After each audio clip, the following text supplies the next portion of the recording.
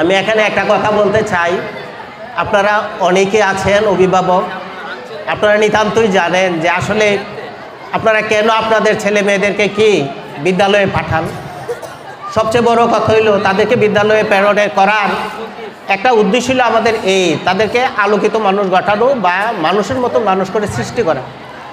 আসলে যতটা দায়িত্ব আমাদের উপর দেওয়া হয় আমরা কিন্তু ততটা দায়িত্ব কতটুকু পালন করতে পারি সেটা কিন্তু আমরা নিজেরাও বলতে পারি না। আপনারা তো কিন্তু আস্থার সাথে আমাদেরকে কাছে প্রেরণ করেন।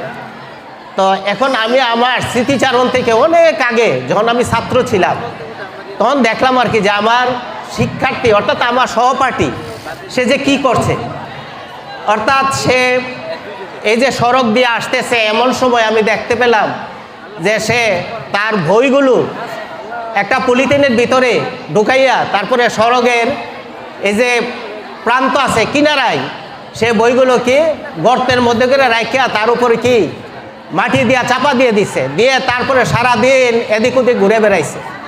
বেড়াইয়া তারপরে সে কি বাড়ি গেছে, বাড়ি গিয়া সে যা কিছু বলছে সব কিছু আমি জানলাম শুনলাম। অর্থাৎ ঘরে ঘরে গিয়ে কি দেখলাম যে আসলে ছেলেদের এই ধরনের একটা কি প্রবণতা আছে।